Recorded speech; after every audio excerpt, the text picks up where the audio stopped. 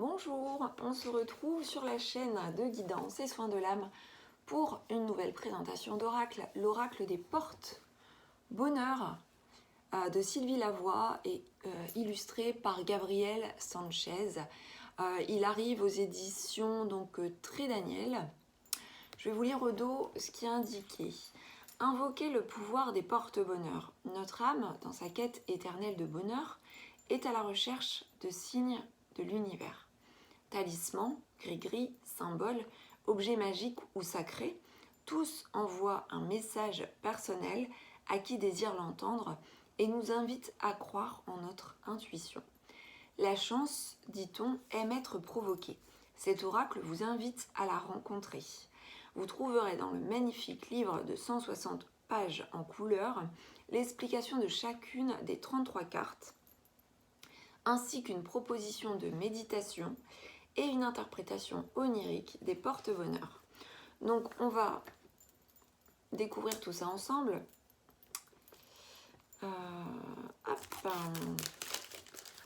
Ça fait un moment que je l'attendais, puisque j'ai dû le précommander en août. Il devait arriver en août et au final, il arrive là fin octobre.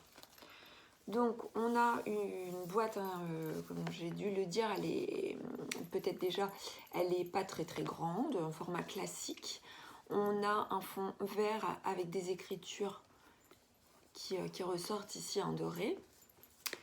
Et on va découvrir tout ça. Donc on a tout de suite un livret que l'on va découvrir ensemble. Je m'attendais à la même illustration que celle qui se présente ici sur le coffret, or pas du tout. Donc, l'oracle des portes bonheur. Ici, nous avons une femme, une fée. Ouais, elle ressemble à une fée. Alors, nous avons un sommaire. Un sommaire, donc tout simplement une intro, une présentation, comment utiliser les cartes et ensuite la présentation des cartes. Hop, à la suite. Donc, on va aller voir l'introduction. J'aime bien quand même voir un peu le contexte de la création du jeu. Alors, l'intro. Qui de chacun de nous n'a jamais croisé les doigts en espérant qu'un de ses vœux se réalise dans un avenir proche, ou déclaré « je touche du bois » pour favoriser la chance. Depuis des millénaires, les humains sont à la poursuite du bonheur. Cette quête incessante comporte ses hauts et ses bas, car la vie est changement. Chacun de nous expérimente, de la naissance à la mort, des événements heureux et malheureux. Parfois, il est normal de se demander si la chance est avec nous ou contre nous. Peu importe notre religion, nos croyances, nos origines. Même si la raison nous ramène à la réalité, essayer de trouver des réponses dans l'univers correspond à notre sensibilité, à notre âme invisible. C'est pourquoi les hommes ont cherché et cherchent encore des repères qui représentent pour eux l'espoir de trouver la chance sur leur chemin pour être heureux. C'est ici que les porte-bonheur trouvent leur raison d'être. Tous ont pour point commun d'être des symboles, représentant le fait d'arriver pour notre bien au moment précis où nous en avons besoin. Notre âme est à la recherche de signes de l'univers.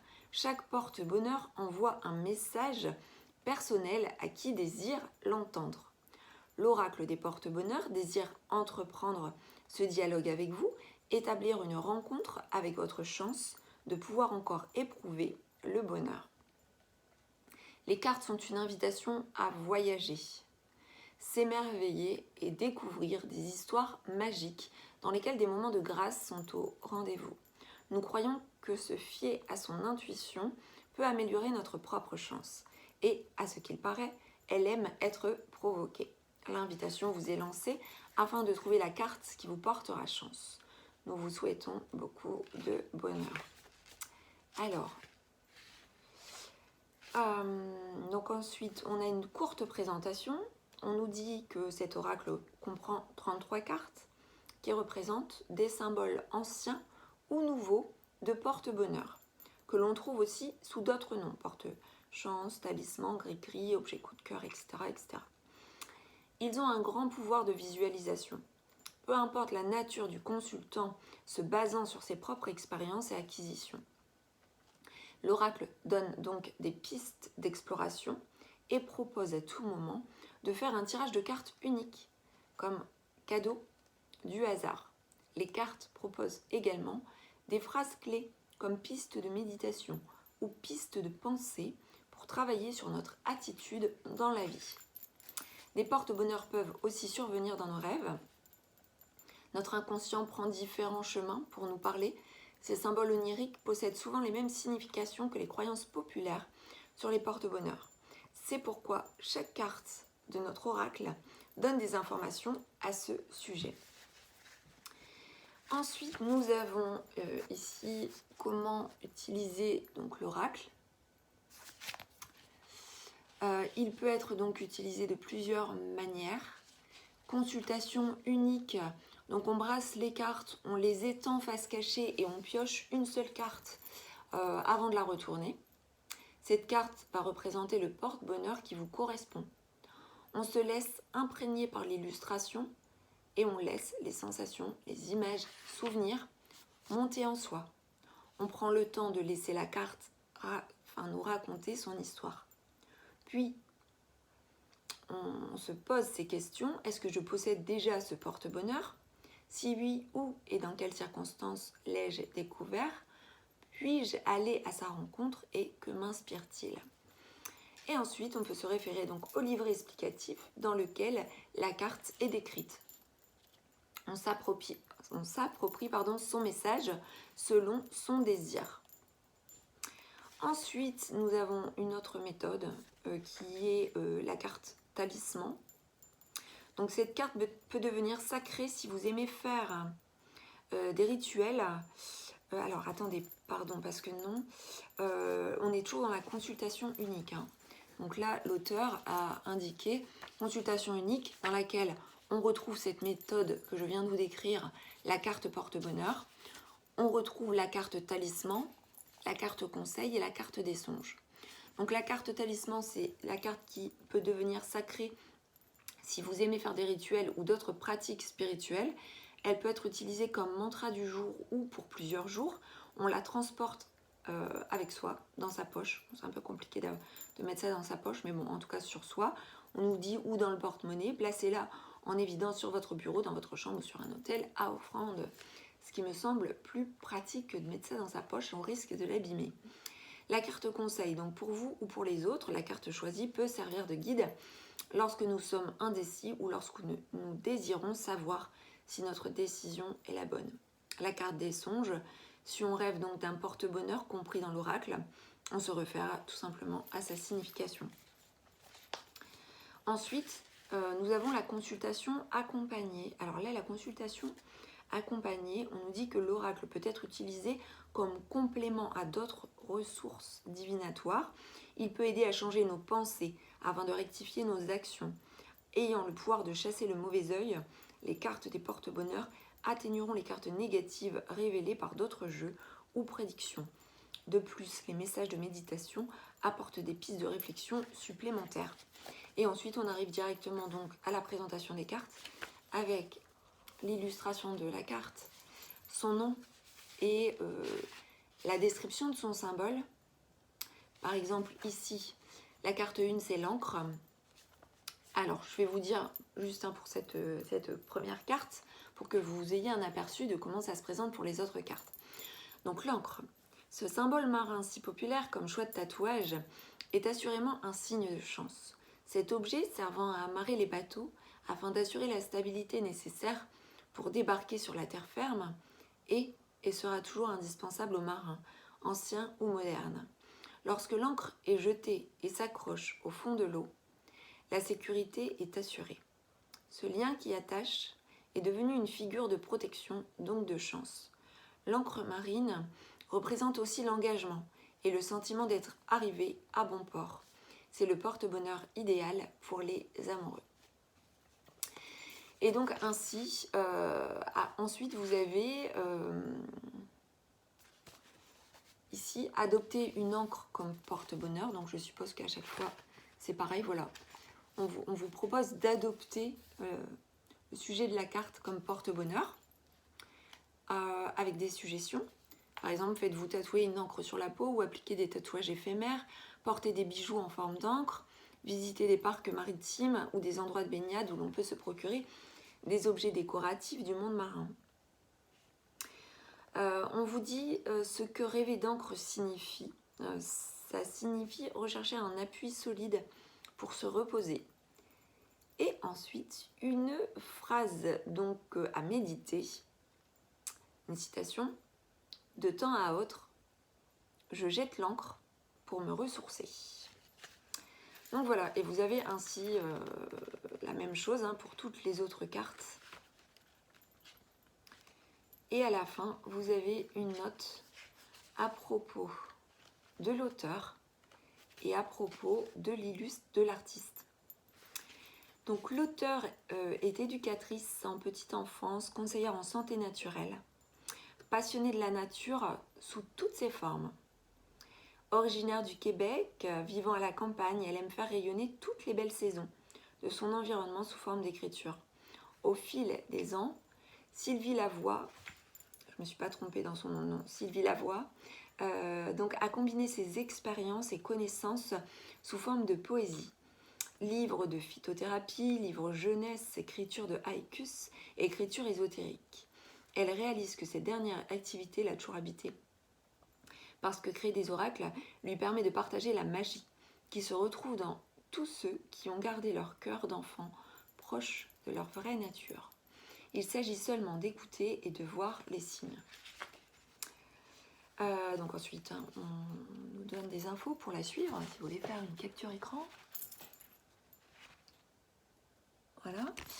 Et ensuite, une note à propos de l'artiste, médium depuis l'enfance. Donc Gabriel Sanchez est au contact des mondes invisibles, passionné par les arts divinatoires et l'ésotérisme et les pratiquants. Il a entrepris de créer des supports de divination et de développement personnel, permettant à qui en a le souhait d'accéder et de créer cette communication sensorielle avec l'invisible et de créer ainsi une connexion avec l'âme et l'intuition. Amoureux des mots, il créa la symphonie des anges, projetant des pensées spirituelles et des mots de résonance parlant aux âmes, ayant à cœur de nourrir leur spiritualité. Pareil, vous avez ici des infos. Je ne sais pas si vous voyez bien. Vous pouvez faire une capture écran. Voilà. Donc c'est parti, on va découvrir les cartes. On a une illustration au dos, super, vraiment très très jolie, j'aime beaucoup. Je vous montre. Donc nous avons un trèfle à 4 feuilles.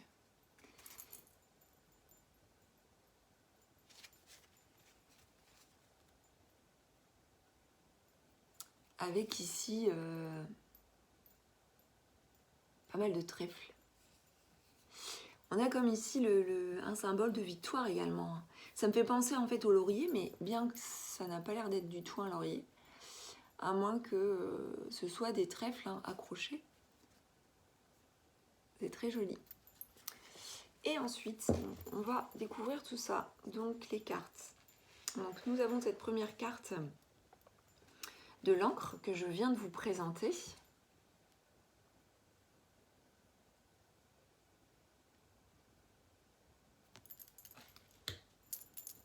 La carte de la grenouille.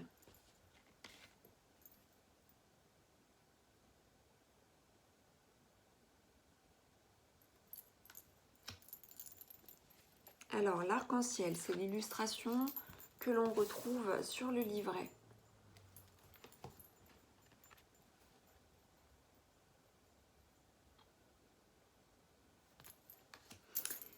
Les couleurs et les illustrations sont très douces. Nous avons le chat noir.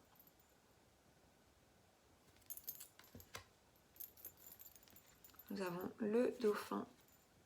Donc là, c'est l'illustration qui figure sur le coffret.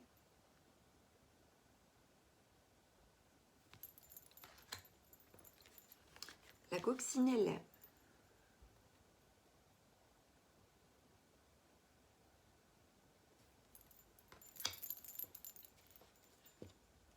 Le camé.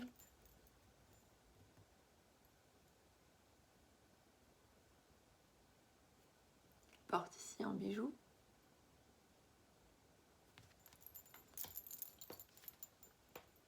La libellule.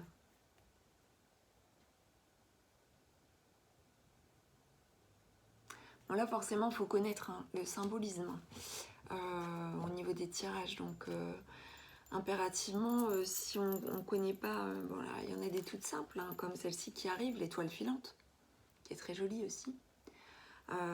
S'il y a certains symbolismes comme la libellule, si on ne sait pas à quoi elle renvoie, forcément il va falloir se référer au livret.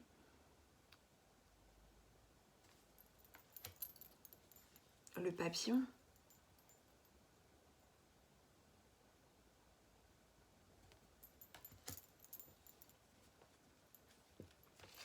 L'abeille.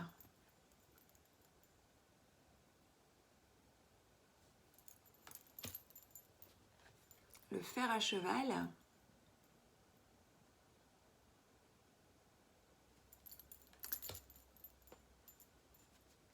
L'éléphant.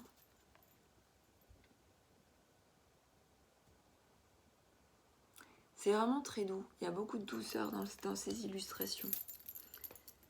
La tortue.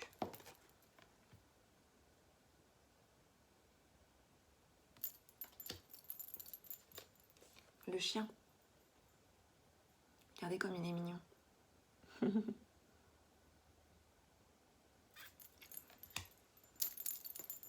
L'échelle.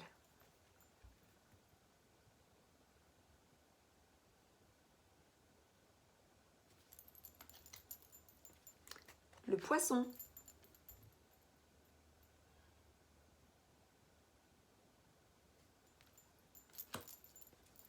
L'œuf.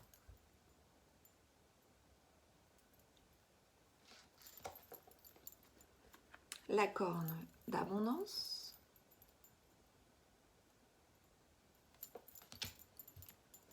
Les plumes.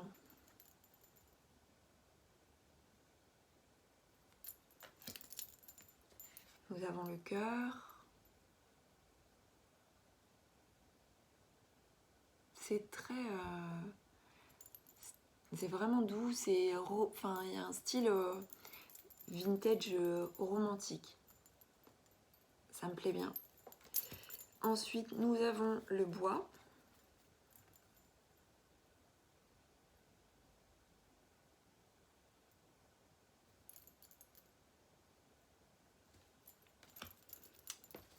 L'hirondelle.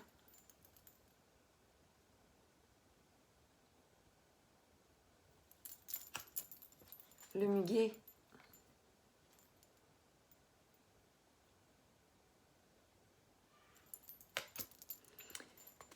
Nous avons la bougie.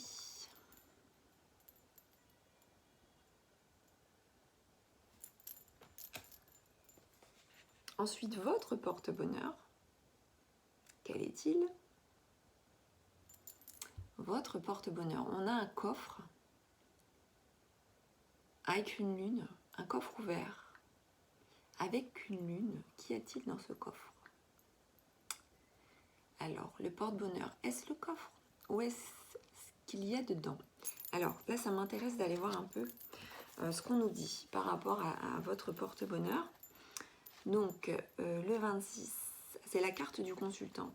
Cette carte est spéciale parce qu'elle est pour vous. C'est votre carte personnelle et unique qui est une invitation à trouver ou retrouver votre ou vos porte-bonheur. Elle signifie qu'il est temps de vous approcher de nouveau de ce qui vous rend heureux et vous donne la pêche. Les porte-bonheur se trouvent sous plusieurs formes et leurs significations peuvent être différentes selon les expériences et les sensations vécues individuellement.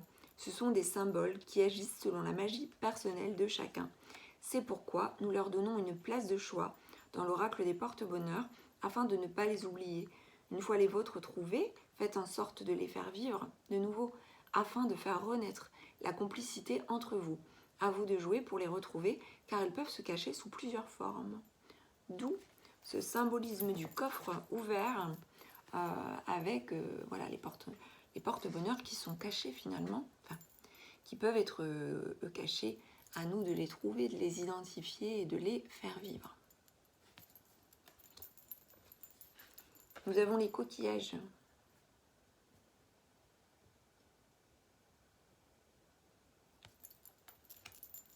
Le colibri.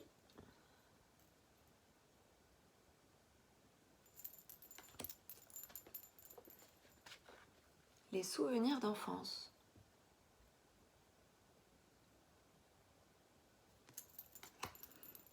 Le sac porte-bonheur.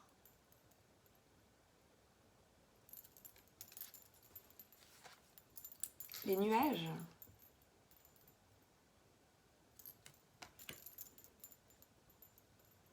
Les pierres cristaux.